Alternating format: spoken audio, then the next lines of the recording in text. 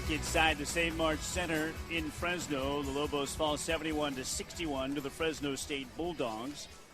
All right, it's time to listen into our State Farm Insurance combination of the game.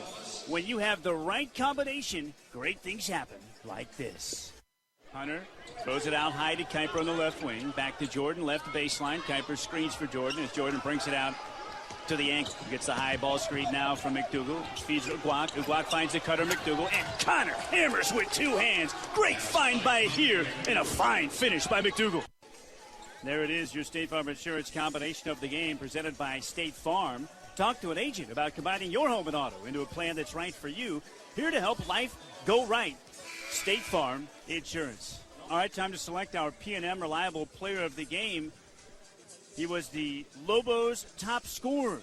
Tonight's P&M Reliable Player of the Game is Sam Logwood.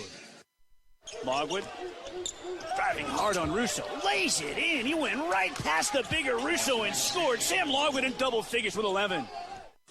Logwood finished up with a Lobo best 14 on 6 of 15 floor shooting, 2 of 4 foul line, 0 for 1 from distance, 5 rebounds, and a team best 3 offensive boards. Logwood had 2 assists and a steal in 35 minutes. Sam Logwood is your P&M Reliable Player of the Game. P&M is here for you and all of New Mexico. Reliable people, reliable partner in our communities, reliable power. Nationally, P&M consistently ranks among the best for keeping the lights on. The P&M Reliable Player of the Game is Sam Logwood. It's time for our Delta Dental Coaches' Comments, brought to you by Delta Dental of New Mexico, as we welcome in Lobo head coach Craig Neal. And Coach Neal, 30-30 at halftime. Things changed in the second half. What were your thoughts? Well, I just thought that the way we played in the second half and the way we knew we had to play, we just didn't get any ball movement. We weren't very consistent offensively. We couldn't get any rhythm offensively. And you're not going to beat a team on the road with 20 turnovers and not playing. You know, we played one side of the floor. We didn't really move the ball. I think getting early foul trouble hurt us when he was doing really well in the first half, and then we couldn't get any rhythm.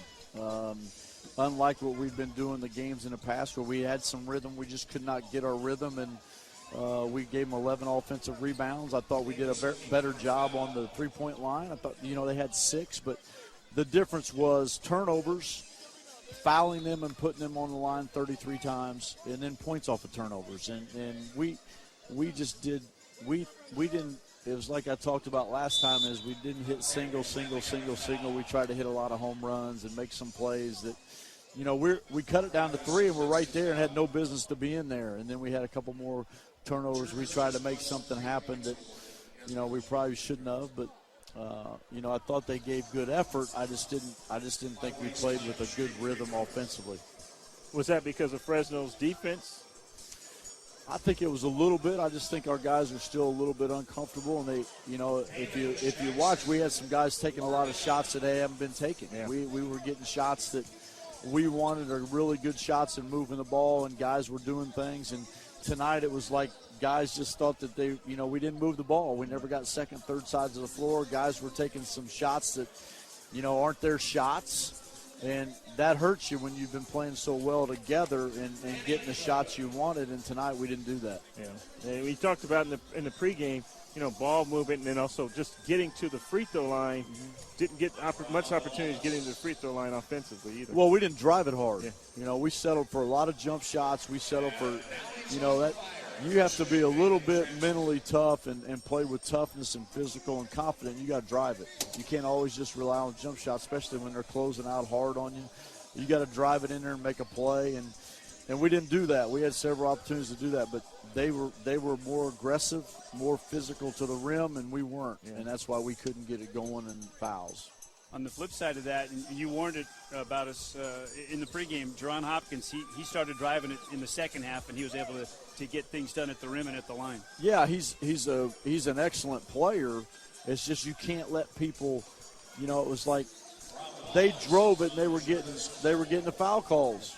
And then once they got in the bonus, they kept driving it. And we didn't move our feet, we didn't help. So we got to, we're going to have to continue to work, continue to try to improve. I mean, we got a long way to go. We got 3 more games, and there's a lot to play for.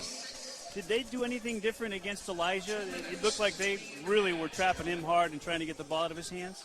Not any different than everybody's going to do that. I mean, he's just been very fortunate where he's found a way to get to the line or found the way. The key for us is that by putting them on the line, we allowed them to slow the pace of the game for us. Our biggest thing the last few games has been our transition offense off of misses or getting stops. And by fouling them and putting them on the line 33 times, you're just not going to get a rhythm and get out. In the last few games, we've been able to get stops and get out and run and get what we wanted and then drive it. But tonight it was just like first side, drive it. It's not, you got to move the ball, then drive it. So, we'll keep working and try to improve. But, we were right there. We cut it to 3, had some chances, had 2 back-to-back turnovers and 2 free throw blockouts. Yeah, critical turnovers. I think that was critical. Down 3 and tried to make something happen, and you can't hit a home run with 5 minutes to go. You got to be solid. There's a lot of time left. And then we had 2 free throw blockouts where they got a jump ball and then another rebound or out of bounds, and those hurt you, especially when you're right there. Hunter and I talked about it at halftime. You guys defensively in the first half did a lot of great things. I counted 6 player control fouls that you created. That's the first time we've done that all year where we took charges the second half. We didn't. Second half, we were fouling. We didn't move our feet, didn't get in position, and that hurt us. We did a nice job in the first half, and then I think everybody was worried about getting fouls. I thought everybody was worried about, I don't want to, I already set out a lot because of fouls in the first half. I don't, so you got to, we got to be better. We got to be better team defensively in the second half. We gave them 41, but a lot of them were free throws. Yeah, a lot. Well, like you said, I thought in the first half the defense is what carried you in the first half. Yeah, because we couldn't score. We couldn't get a rhythm. Yeah, the second half, we talked about, again, pregame, containing their guards.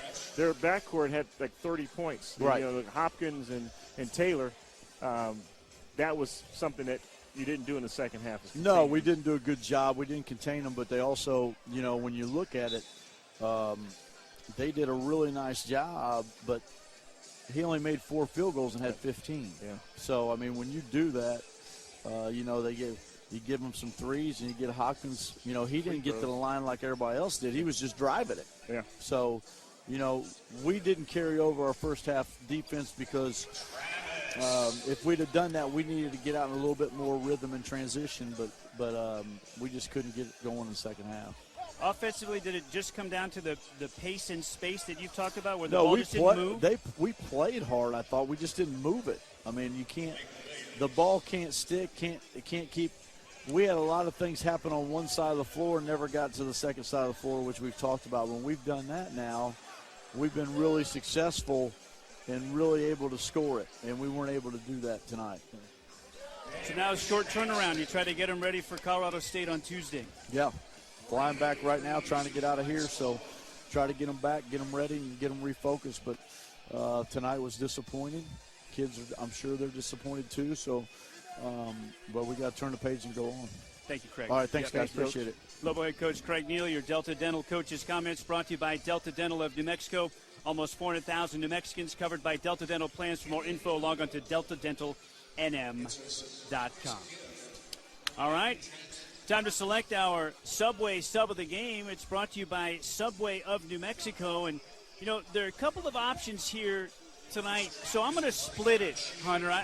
Joe Furstinger, great 14 minutes off the bench, 8 points, 3 of 4 field, 2 of 2 line, had a rebound and an assist, also a steal. And Jordan Hunter, 6 points, 3 of 4 foul line, made his only field goal attempt. It was a 3, had 3 assists, only turned it over once, and had a steal. They are your Subway subs of the game, brought to you by Subway of New Mexico.